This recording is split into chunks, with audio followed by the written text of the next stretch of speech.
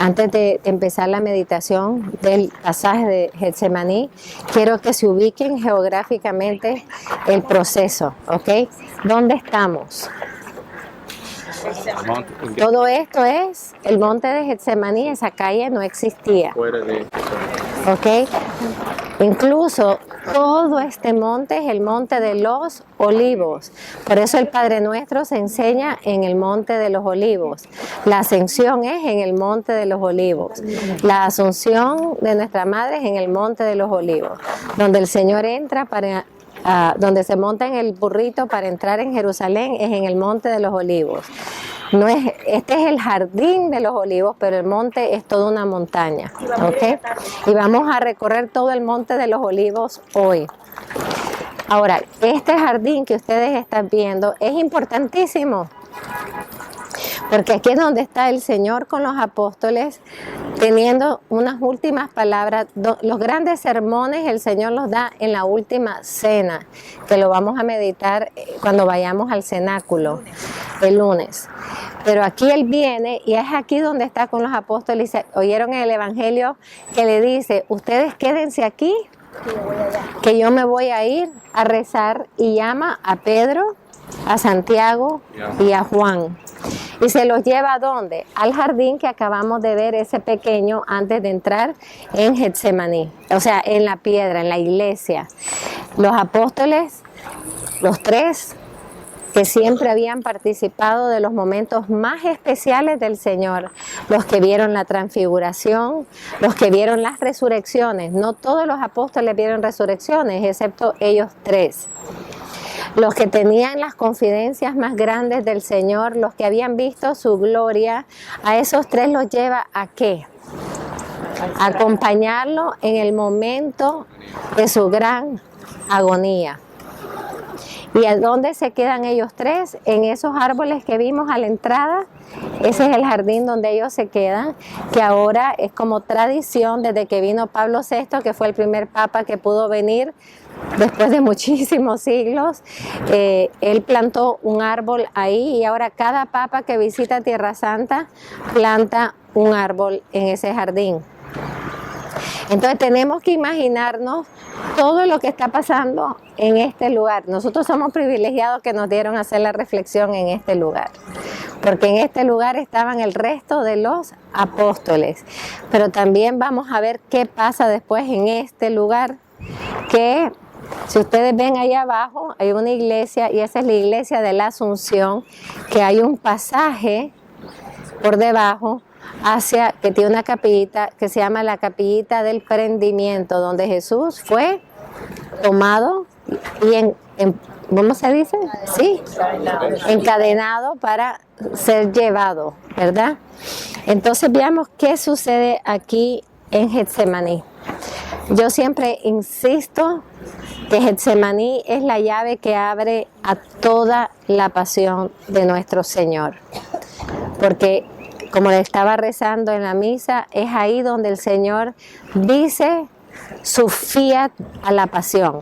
Ha dicho mucho fiat.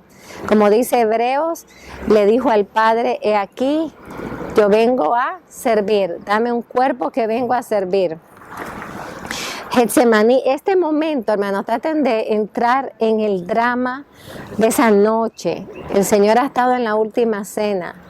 Ha compartido con sus apóstoles la pasión que ya, la que tanto les ha profetizado, ya está. Ha llegado la hora de esa noche donde todo va a desencadenarse hasta llegar a la cruz. ¿Y qué pasa ahí?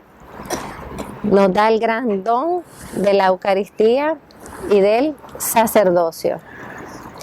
Pero el Señor dice, aquí mi cuerpo, este es el pan, que es mi cuerpo donado por todos. Aquí, tomando el vino, dice, esta es mi sangre, sangre de la nueva alianza, que va a ser donada por todos. O sea, en la última cena está ya profetizando lo que tiene que cumplirse en la cruz, porque ahí Él está diciendo, este es mi cuerpo donado por ustedes. Pero ¿dónde se dona el cuerpo y la sangre del Señor?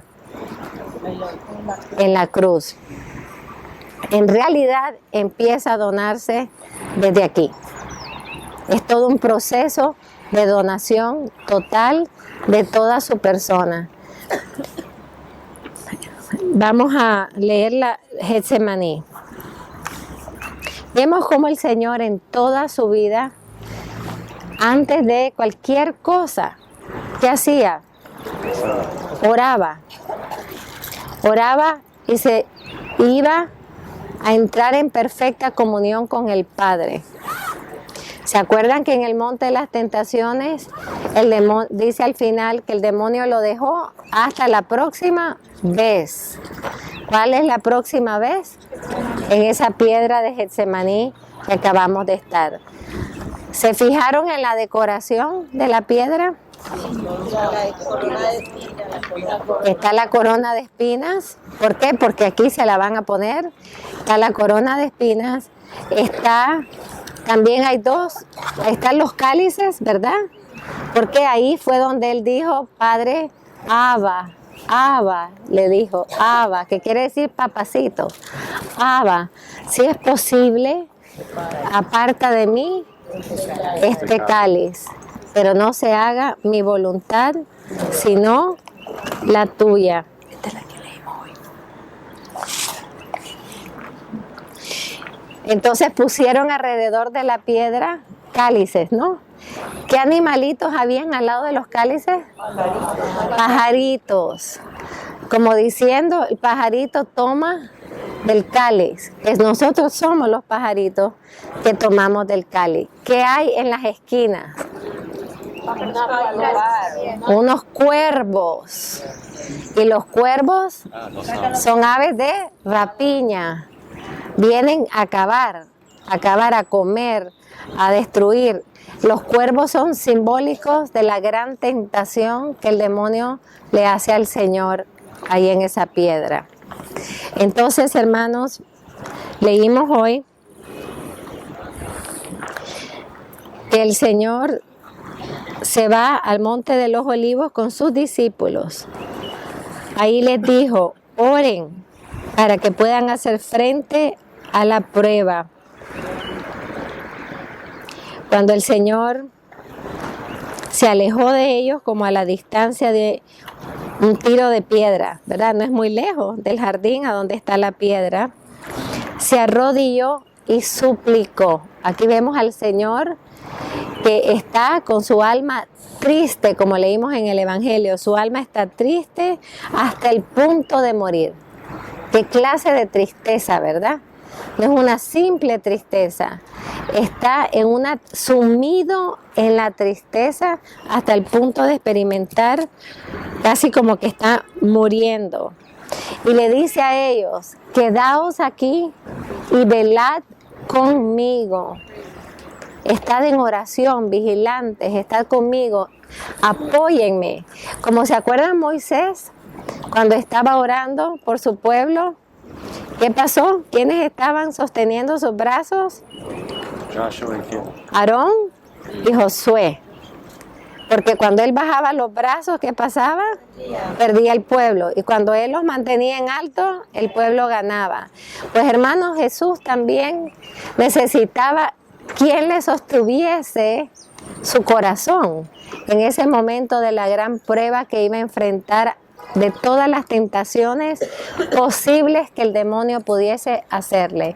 Ustedes se preguntarán por qué el demonio lo atacó ferozmente como un ave de rapiña.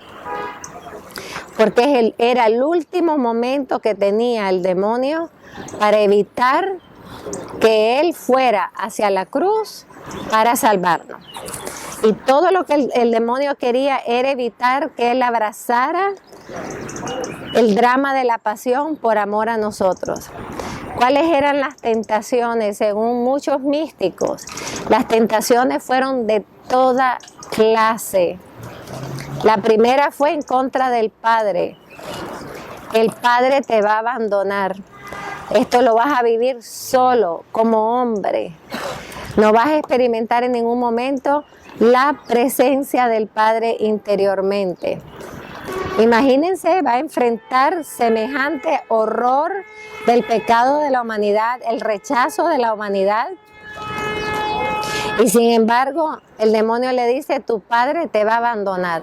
Qué tentación más dura cuando él ha vivido toda la vida en perfecta comunión con el Padre. El demonio instruye que el Señor va a experimentar lo que después dice en la cruz. Padre, Padre, ¿por qué me has abandonado? Estaba citando un salmo.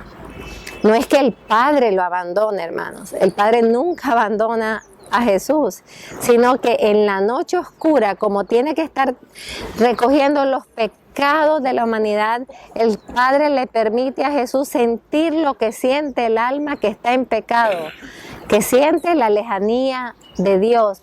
Pero no es que Dios está lejos, es que Él está lejos de Dios. Y como Él está asumiendo todos los pecados de la humanidad, experimenta toda la lejanía del que vive en pecado.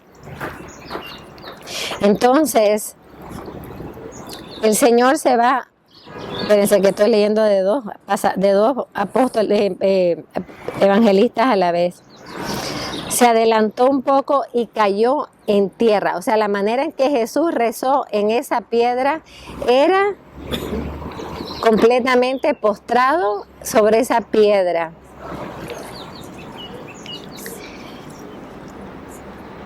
Y le suplicaba al Padre diciendo, Padre mío, si es posible que pase de mí esta copa. ¿Por qué? Porque el demonio le ha mostrado como una película todo el mundo que lo va a rechazar.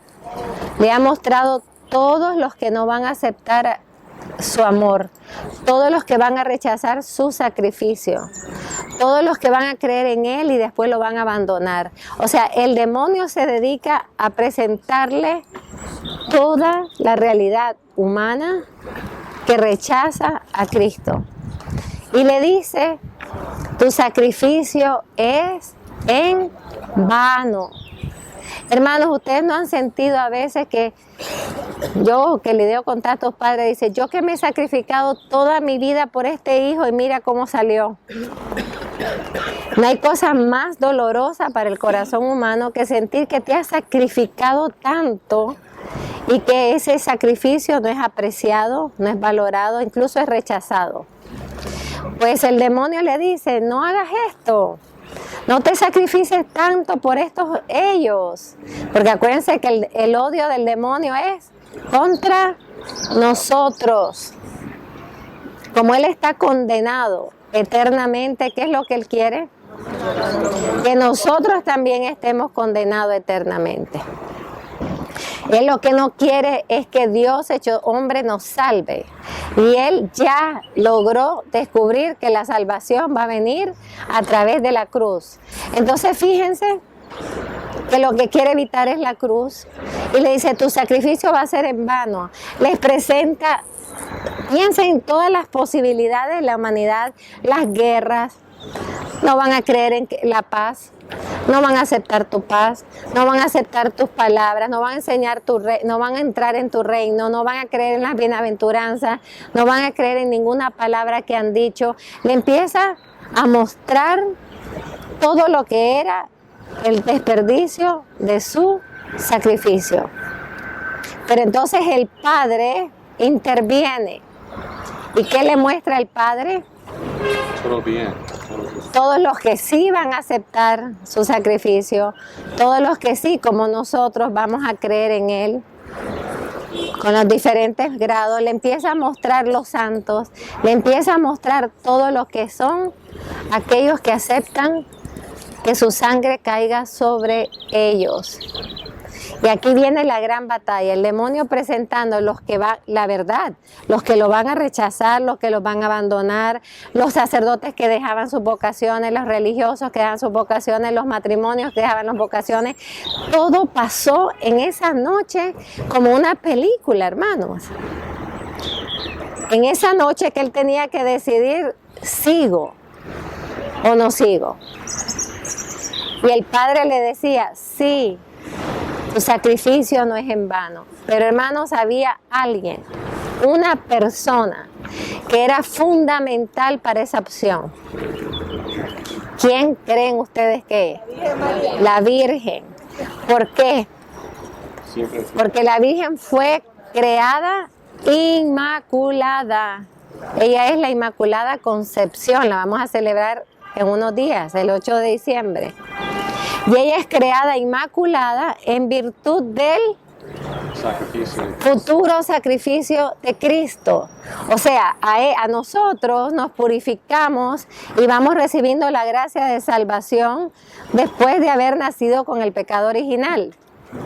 Empieza por el bautismo. Por eso hay que bautizar a los niños casi recién nacidos, después que salen del vientre de la madre, ¿verdad?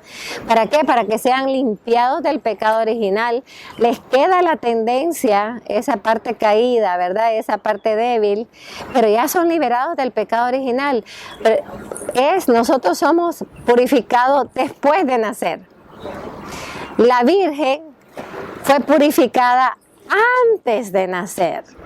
En virtud se le aplica, Dios Padre le aplica a la Virgen el poder redentor de la sangre de Cristo antes de que ella nazca. O sea, la preserva del pecado en virtud de aquel día en que su Hijo derramaría su sangre.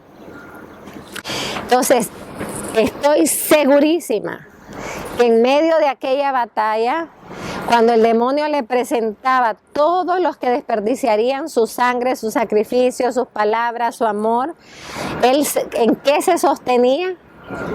En su madre. ¿Por qué? Porque decía, mi madre es el ícono viviente de lo que es un alma redimida, un alma que se ha dejado tocar y sumergir totalmente por mi sangre. Yo siempre he dicho que si no hubiera sido por ninguno de nosotros, por ella Jesús tenía que ir a la cruz, porque por su cruz ella fue preservada del pecado original. Y por eso es que vamos a ver en la pasión lo crucial que es que la Virgen esté a su lado en todos los momentos de la pasión, sin decir una sola palabra. Pero Jesús está siempre buscándola con su mirada. ¿Por qué? No solamente por un consuelo materno, porque Él necesita ver cómo luce el alma que va a recibir el sacrificio de su cruz. Ella es el recordatorio, lo que han hecho conmigo, lo puedes hacer después de tu poder de tu cruz, lo vas a poder hacer, hijo mío, con toda la humanidad. Nadie va a lograr el grado de la Virgen, porque ella fue preservada y nació sin pecado, pero podemos lograr el más alto grado de santidad, que es vivir en total gracia. Entonces, la Virgen fue fundamental para darle no solamente consuelo, para darle fuerza a Cristo. ¿Se acuerdan en la película de la Pasión? Cuando Él se cae, ¿verdad? Y para ella ver a su hijo así destruido, hermanos, nosotros no podemos imaginarnos el dolor de la Virgen. Ver a su hijo golpeado. Cuando ella vio, a mí me encanta que en la Pasión lo pusieron, porque sí vio los azotes. Ella vio cuando lo llevan aprendido. Ella inmediatamente le avisan, cogieron a tu hijo, y ella corre para la casa de Anás. Y ella ve cuando lo llevan. En la película de la Pasión sí lo ponen. Y Jesús viene encadenado y la Virgen está ahí y ve a su madre y solo se miran. Ellos ya tienen un diálogo profundísimo. Apóyame, tengo que mirarte. Y la Virgen diciéndole, adelante hijo, con la mirada, adelante hijo. Hermano, es como la madre de los macabeos, ¿ah? La madre de los macabeos prefigura a la Virgen, diciendo, adelante hijo, dona tu vida, sé fiel al Padre, sé fiel a la obra de redención para salvar a tus hermanos, que van a ser también mis hijos. Pero qué clase de amor materno y qué clase de valentía materna. Estar contemplando la pasión. Cualquier otra madre se esconde y se tapa la cabeza debajo de una colcha, ¿verdad? Ella no, ella estaba al pie de la pasión de nuestro Señor. Entonces, Vemos cómo la Virgen es fundamental en el corazón y la mente de Cristo para poder estar viviendo cada etapa de la pasión. ¿Qué sucede durante toda este drama? Por eso yo digo que es un drama, hermano. A partir de ahora entramos en un drama. Pero aquí en Getsemaní se vive un drama. Aquí está toda la humanidad que rechaza a Cristo. Aquí está toda la humanidad que lo acepta. Y el Señor está en el medio y el demonio diciéndole, no lo hagas, no seas tonto, no te dejes pasar por toda esta pasión, no te dejes crucificar. Y el Padre le está diciendo, hijo, para esta hora has nacido. Para esta hora has nacido. Esta es la hora, por eso en la oración de sacerdotal que se le llama, yo también le llamo sacerdotal y paterna, que hace antes de entrar en la pasión, Juan 17, que dice él, Señor, ha llegado, Padre, ha llegado la hora de glorificarte. La glorificación de Dios es la cruz, hermano. Qué pensamiento más, qué lógica más diferente al mundo, ¿verdad? Pero es la lógica del amor.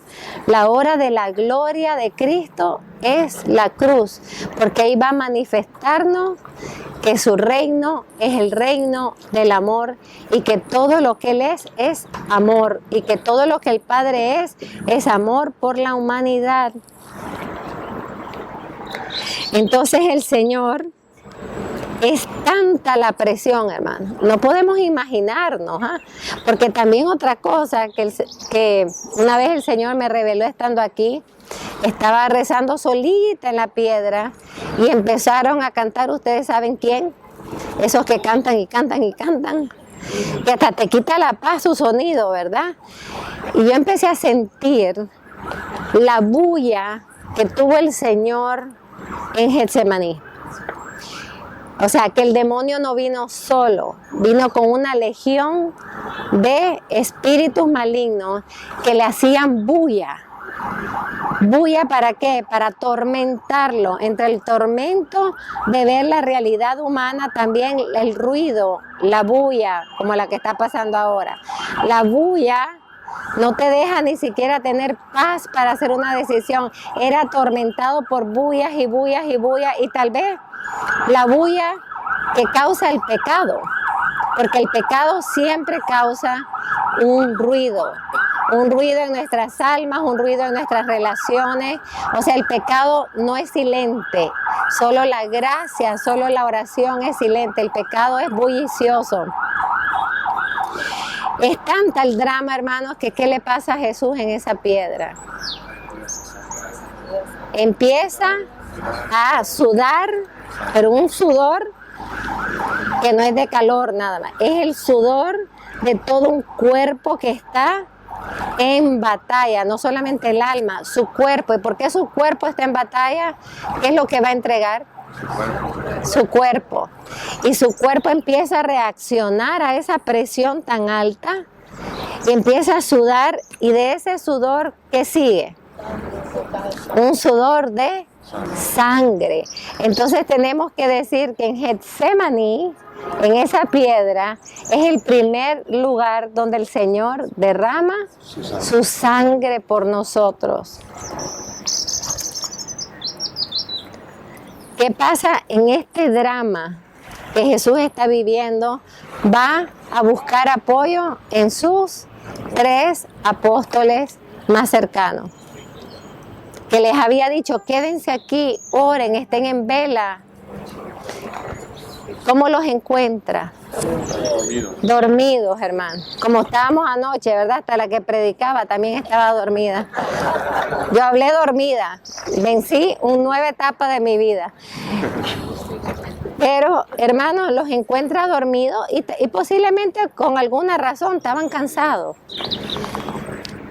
Todos nos cansamos. Pero las cosas de Dios ameritan que estemos despiertos aunque estemos cansados.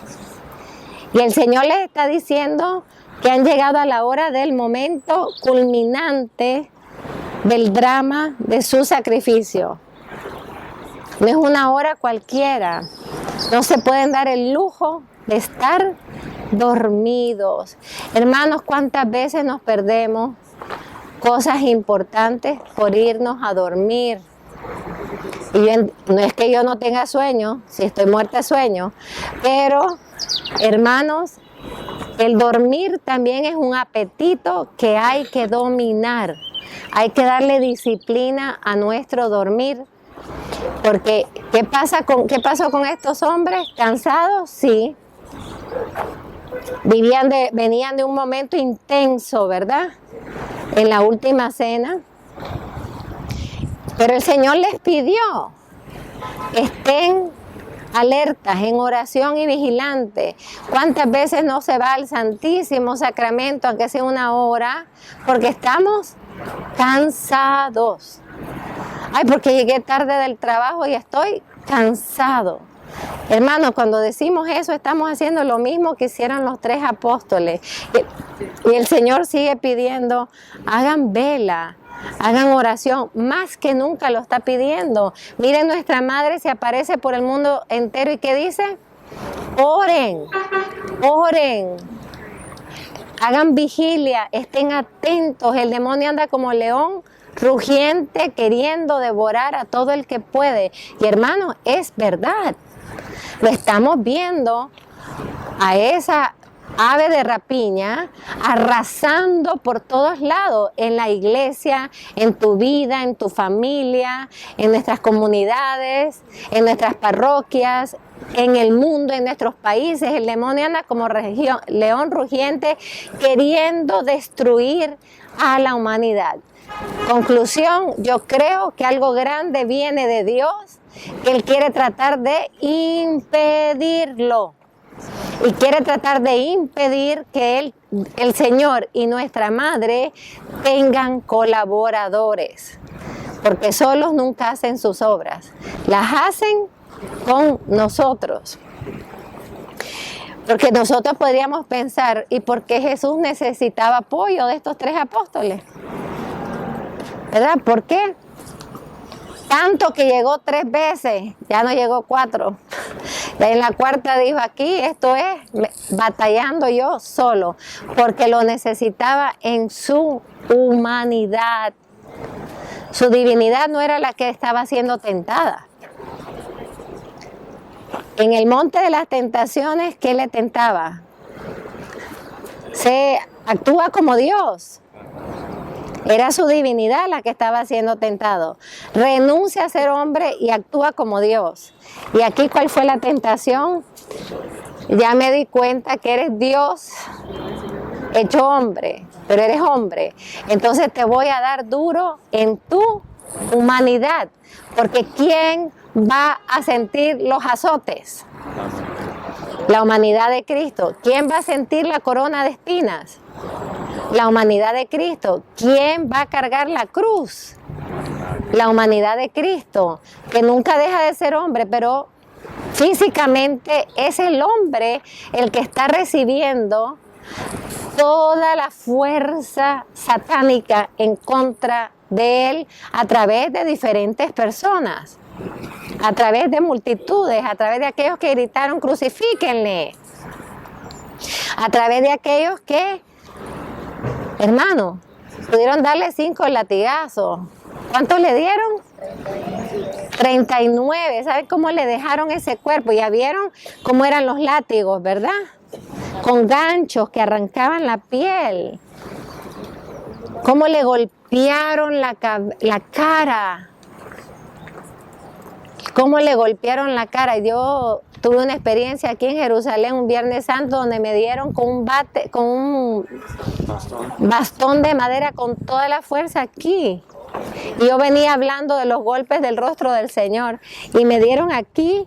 Yo les digo una cosa, tuve un milagro que no se me puso morado porque se lo pedí ahí en la cruz, en el Calvario, pero el dolor de la cara es fuertísimo, ¿verdad? Cuando ustedes se golpean la nariz, ¿cómo duele?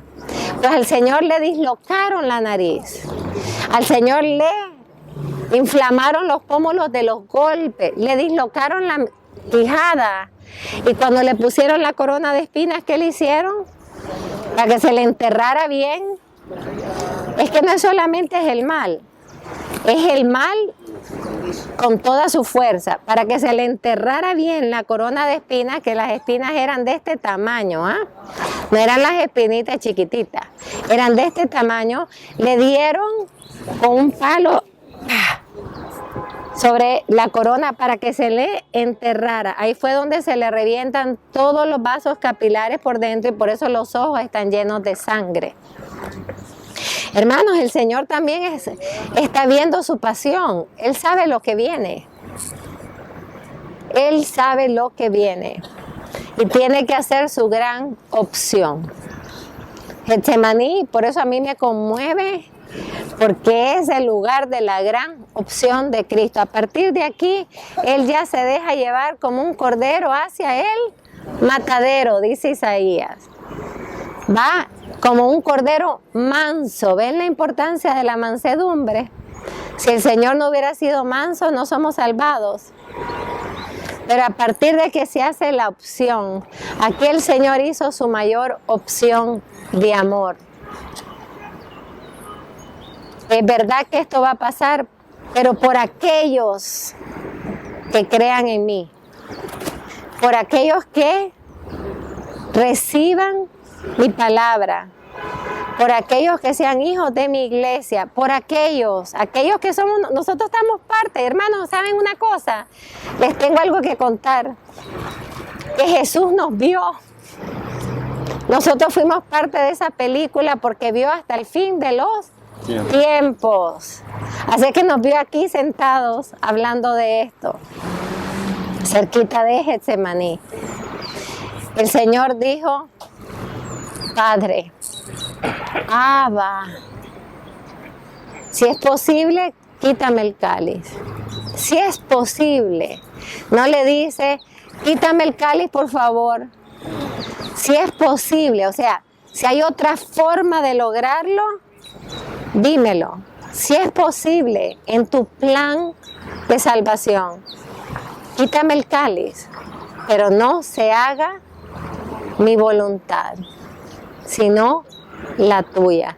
En ese momento, hermanos, cuando el Señor dice eso, Satanás salió con todas las legiones que había venido. Salió porque en ese momento perdió la batalla, que la representan en la película de la Pasión con Jesús pisándole la piel a la serpiente. En el momento que Él dice: todo lo que me has mostrado me ha hecho vivir este drama, me ha hecho sudar sangre. Pero yo al final siempre haré la voluntad de mi Padre. Porque se pasó todo el Evangelio diciendo: mi alimento es hacer la voluntad del Padre. Yo he venido para hacer la voluntad del Padre. Yo no digo nada que no oigo del Padre. Y pasó enseñándoles a los apóstoles a buscar siempre cumplir la voluntad del Padre. ¿Qué rezamos nosotros en el Padre Nuestro? Que aquí más arriba el Señor enseñó: hágase tu voluntad en la tierra como es en el cielo. O sea, como la voluntad del Padre, hágase en mí. Qué interesante que el Señor le enseña aquí, cuando después lo va a pronunciar en Getsemaní, aquí en esta piedra, porque el Padre Nuestro es un poquito más para arriba. En ese momento el Señor ya hizo su opción de amor, hermano. Yo no sé si eso no nos conmueve. No nos conmueve que el Señor viva todo eso, que vea su pasión, que vea todos los que van a desperdiciar su sacrificio, todos los que lo van a rechazar, los que van a blasfemar, esas horribles blasfemias que estamos viendo en estos tiempos como nunca yo he visto. Como nunca, blasfemia y aplaudidas. Y no solamente aplaudidas, filas de gente para ir a ver esa blasfemia. Y pagan un dineral. El Señor vio la cantidad de gente que iba a estar en templos satánicos, hermanos. Ahora se habla un templo satánico y son miles de gente que van por curiosos o porque pertenecen a ver el templo satánico. Todo eso lo vio. El que vino a entregar su vida para liberarnos del pecado. pero también vio que iba a haber gente que sí creyera en él, que sí iba a ser su pueblo, sí iban a ser sus discípulos. Y en ese momento dice, fiat a mi pasión. Este es el fiat determinante de la vida de Cristo. Fiat, Señor, no mi voluntad, sino la tuya. Y en ese momento, hermanos, sale ya no buscando el apoyo de los apóstoles, ya no lo necesita, lo necesitó antes. Ya cuando sale, ya sale con su corazón determinado a hacer la voluntad del Padre. Sale en una perfecta serenidad, o sea, de pasar de la gran angustia, llega a la perfecta serenidad para aceptar su pasión. ¿Y qué sucede? Recoge a los tres, le dice, vamos donde sus hermanos, que estaban ¿a dónde? Aquí. Y vienen caminando y de repente ven las grandes velas, los velones, y él sabe lo que está pasando. En el momento que él ha terminado de decir, hágase en mí, y viene de regreso a encontrarse con el resto de los apóstoles, ya están viniendo a prenderle. Y ve que vienen los velones de los soldados romanos con alguien más. ¿Quién venía con ellos? Judas. ¿Y Judas qué hace? Porque claro, los soldados no saben quién es Jesús. Han oído hablar de él. En realidad a los romanos no les interesaba mucho, excepto que no se proclamara rey de los judíos, porque entonces ellos pensaban lo mismo que Herodes. Vamos a perder el poder sobre ellos, ¿verdad? Y ve que está viniendo y el Señor tiene ya una serenidad total. Le ha dicho a su padre, mi corazón está listo. Hermanos, y eso pasa cuando nosotros pasamos nuestros propios Getsemaní, cuando pasamos esas tormentas de que sí, que no, que rebeldía, que si acepto, que si no acepto, que nos pasa a todos. Cuando le decimos, Señor, pero hágase tu voluntad, entra en nosotros una profunda serenidad que tiene una fortaleza. La serenidad es la fuerza del corazón humano. Entonces aquí vienen ellos con Judas. ¿Por qué Judas viene con ellos? Porque en la última cena ya el Señor ha visto que trató hasta el último momento de convertir a Judas. Ya ni la última cena lo convirtió. Entonces el Señor le dice, vete a hacer lo que vas a hacer. Y él se va a vender al Señor. ¿Por qué? Por dinero. Era siempre su punto débil, ¿no? Y además era el tesorero y se vivía robando el dinero. Por eso es que era el trauma de él, de que María Magdalena le echó el mejor perfume a los pies del Señor, en vez de decir, qué lindo el gesto de María Magdalena. Qué lindo que esta mujer adúltera acepte el amor del Señor y se lo manifieste dándole el mejor perfume, el nardo, que es el mejor perfume. Dice, qué desperdicio, como si él de verdad amara a los pobres. Qué desperdicio. ¿Por qué dice el desperdicio? Esto hubiera sido como 300 denarios. Porque él está pensando, me estoy perdiendo de 300 denarios. Y va y lo vende por 30 monedas. Y hermanos, viene acompañando a los romanos para él señalarle a Jesús. ¿Y cómo se lo señala, hermano? Para mí, con lo más triste, con un beso, con un gesto que solamente es de amor. O sea, Judas usa el amor para traicionar. ¿Cuánto sucede eso entre nosotros, verdad? Usa el amor, usa los gestos de amor para traicionar a Jesús. Entonces los soldados dicen, ¿dónde está Jesús de Y como habían 11, podían coger a cualquiera, ¿verdad? Y Jesús sale con una determinación, da un paso adelante. Me encanta esto del Señor y dice, soy yo. Qué valentía, que ya está determinado a ir a la cruz. Soy yo. Déjenlos a ellos. Soy yo.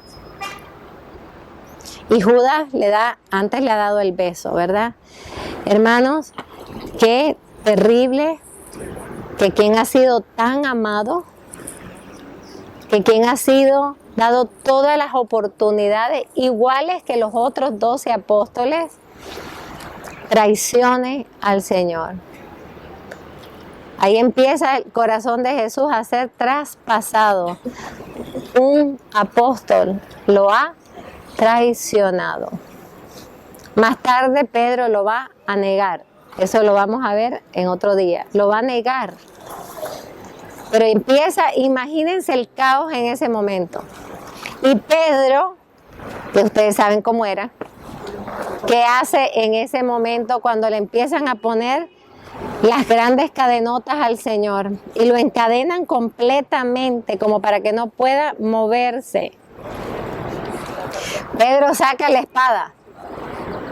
¿Y qué hace? Le corta la oreja a uno de los soldados. ¿Qué hace el Señor? Le pega la oreja, le pone la oreja. Regaña a Pedro. Pedro vivía regañado, a propósito, ¿verdad?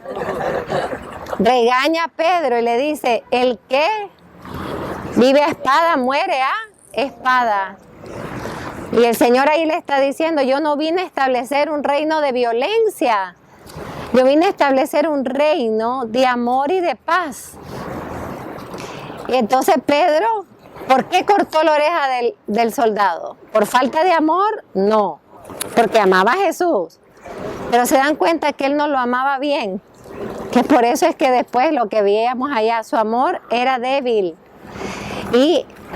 Pero él muy valiente le corta la espada al soldado y el Señor lo regaña. Imagínense que el trauma para Pedro y todos los apóstoles, lo está defendiendo y el Señor lo regaña. Porque no era hora de defenderlo. No era hora de defenderlo. Como le pasó un tiempo atrás cuando el Señor dice, voy a ir a Jerusalén y me van a prender y me van a matar y me van a crucificar. ¿Y qué dice Pedro? No puedes ir a Jerusalén. Lo normal que diríamos nosotros, ¿verdad? No, por favor, ahí es muy peligroso, no vayas a ese barrio. No. ¿Y qué hace el Señor? Regaña a Pedro con el peor regaño que le dio en todos los 3 años. Apártate de mí, Satanás, porque tu lógica, tus pensamientos son de hombre, no son de Dios. Y aquí hay un discernimiento profundísimo, hermano. ¿Es Pedro Satanás? No. ¿Qué es lo que viene de Satanás? La lógica humana, la lógica de los valores del mundo que no permiten a nosotros discernir las cosas de Dios con otra mentalidad. Nosotros no tenemos la mentalidad del reino, tenemos que aprenderla. Y a Pedro eso le costó muchísimo, aprender la mentalidad del reino. Entonces, lo que el Señor le dice no es que él sea Satanás, está apartando al espíritu maligno que lo está tentando a Jesús a través de Pedro, a través de la lógica, como cuando te dicen, ay, no seas boba, no te dejes, véngate de esta gente. Y a lo mejor hicieron un verdadero mal, pero esa palabrita que te dijeron no viene de Dios. Y hay que decir, apártate de mí, Satanás, yo tengo que oír lo que Jesús tiene que decirme. Entonces, hermanos, el Señor hace para mí, aquí es donde el Señor hace su último milagro. Aquí en Getsemaní, el Señor hace su último milagro. Cuando está siendo apresado, Pedro le corta la oreja. Fíjense todo aquello, ¿ah?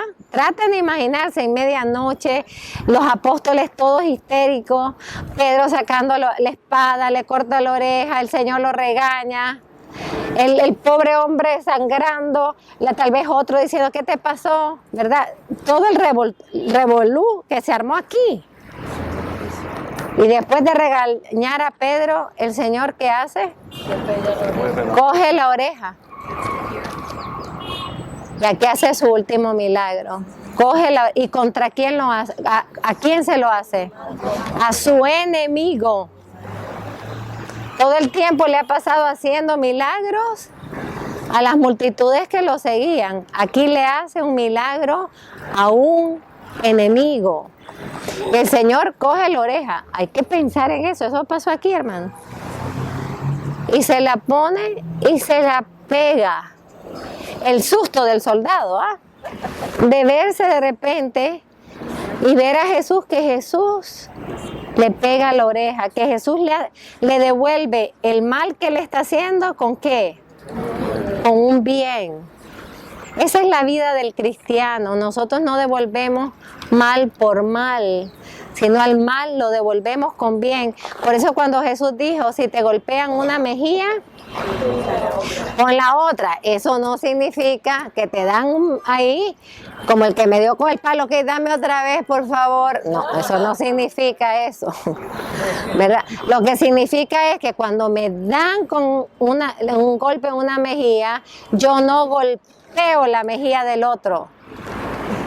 ¿Se dan cuenta? Sino que yo le devuelvo a ese que me hirió, le devuelvo con un bien. A veces no puede ser un bien físico porque la persona no está abierta a ti. Pero el mayor bien que puede haber es orar por esa persona. Por eso el Señor dijo tantas veces, oren por sus enemigos. Porque a veces el que te hizo un mal no está abierto a que tú te acerques y le hagas un bien. Porque a lo mejor está tan cerrado o tan corrompido su corazón que tu cercanía más bien la interpretaría mal.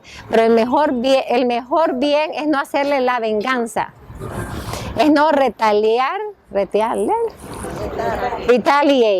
en contra del enemigo, sino no hacerle un daño mayor. No responder exactamente con lo que me hizo, sino no vengarme. El Señor aquí está diciendo, Pedro, no te puedes vengar de los enemigos. Ni siquiera yo, porque el Señor dijo, estoy aquí, me están amarrando, me están llevando y hay que quede la oreja. No, el Señor quiso dar la última lección a los apóstoles aquí, cogiendo la oreja y pegándosela. ¿Qué pasó con ese soldado? Yo estoy convencida. Nadie nos habla del soldado, de qué pasa con el soldado de la oreja, pero yo estoy convencida que el soldado de la oreja se convirtió y que se hizo como para un lado y se fue apartando del grupo de los soldados que llevaban al Señor. Y no sabemos si es uno de los soldados que estuvo en la cruz. No sabemos, pero sí, yo estoy convencida que aquel que recibió una porción tan alta de misericordia no puede quedar sin ser conmovido en su corazón. Luego se lo llevan y vamos a ver mañana, cuando vayamos a Galicanto, vamos a ver el camino que el Señor tiene que recorrer, hermano. ¿Se ve desde aquí? No, al otro lado de los muros. Al otro lado de los muros. Es un camino larguísimo, aprendido, golpeado, insultado, burlado. Así le iban haciendo los soldados.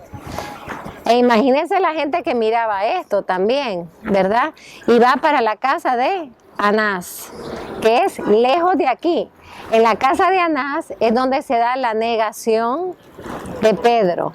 Cuando vayamos a la iglesia de la negación de Pedro, van a ver el camino que el Señor recorre desde aquí hacia esa casa. Es lejísimo, completamente encadenado. Ahora, ¿qué pasó con los apóstoles? ¿Qué pasó con los apóstoles? Salieron corriendo. Los únicos que no salieron corriendo, pero con diferente grado de amor, es Pedro y Juan. Pero el que va al lado de nuestro Señor, siguiéndolo bien de cerca, es Juan. Es Juan. No voy a hablar más de Pedro para llegar allá a Galicanto. Pero Juan es el que va detrás del Señor. Su fidelidad en el Getsemaní, su fidelidad en toda la pasión es manifestada. Él es el apóstol de la pasión de nuestro Señor, porque en la cena, ¿qué hizo Él, hermano? Cuando el Señor está hablando, cuando está viviendo el momento, también un momento de drama. El cenáculo es un momento de drama. El Señor está diciendo, me va a pasar esto, y les da consejos. El Señor les enseña a lavar los pies, que también lo vamos a ver en el cenáculo. Vamos a hablar del lavatorio de los pies y por qué. El Señor les lava los pies. El Señor dice, voy a darles mi cuerpo y mi sangre, voy a donarles la Eucaristía, hermano. Voy a donarles para siempre mi cuerpo y mi sangre. El acto de la cruz se va a perpetuar en cada altar hasta el fin de los tiempos. Ahora, yo pienso que el demonio no solamente quería bloquear nuestra salvación a través de la cruz. Yo, mientras estábamos en misa, sentí algo que nunca lo había percibido. El demonio quiso bloquear la Eucaristía. Porque cuando el Señor ya ha hecho el gesto eucarístico, pero cuando culmina la donación de su cuerpo y su sangre, en la cruz, por lo tanto, ese gesto eucarístico verdaderamente se realiza en la donación del cuerpo y la sangre de Cristo en la cruz. Si el demonio lograba impedir la cruz, no solamente impedía nuestra salvación, pero impedía la Eucaristía. ¿Se dan cuenta que siempre hay un ataque contra la Eucaristía? Si Él no dona su cuerpo, ¿qué cuerpo va a perpetuar en la historia? Si Él no dona su sangre, ¿qué sangre va a perpetuar en la historia? ¿Qué se va a celebrar en un altar? Hermanos, por eso a mí me duele tanto que hayan tantos hermanos que crean que la Eucaristía es un signo. ¿Cómo va a ser un signo? Si el Señor dijo, hagan, no dijo recuerden nada más. Dijo, hagan esto en memoria mía. O sea, quiere decir, hagan lo que yo hice. ¿Y quién dijo eso? ¿Quién dijo hagan lo que Él diga? La Virgen. ¿Dónde lo dijo? En Caná. Entonces hay una conexión muy grande en Caná con la Eucaristía. Allá el Señor transformó el agua en vino. ¿Qué es la Eucaristía? Transformar el vino en sangre de Cristo. Transformar el pan en cuerpo de Cristo. Y la Virgen está diciendo, hagan lo que Él les diga. Ella es la profeta de la Eucaristía. Y Jesús en la última cena dice, hagan. No dice, recuerden lo que yo hice en la última cena. Hagan esto mismo, háganlo. Pero no lo puede hacer cualquier persona. Aquí nos podemos parar todos nosotros y pasar tal y tal y tal y tal y tal y hasta repetir las oraciones y no pasa absolutamente nada. Se quedó en pan y se quedó en vino. Viene un sacerdote que ha sido consagrado por Dios mismo para actuar en persona de su Hijo Jesucristo y se para en un altar y si es fiel a la liturgia, pues estas oraciones inventadas, no. Ustedes saben que hay cada locurita que se ve, ¿verdad? Tiene que ser la oración de la iglesia, la que dijo Jesús. Tiene que decirla porque está actuando, no por sí mismo. Por eso a mí me cae tan mal que digan, ay, es que ese padre, ese sí que celebra la misa divino. Hermano, ¿qué te importa si no la celebra divino? Mientras repita bien las palabras, y tenga la intención de consagrar, si tú no vas a ver al Padre, tú vas a ir a ver a Jesucristo. El que está en el altar es Jesús a través de la apariencia de Padre Joe, o a través de la apariencia del Padre Pepito, o Padre Gustavo, o Padre quien sea.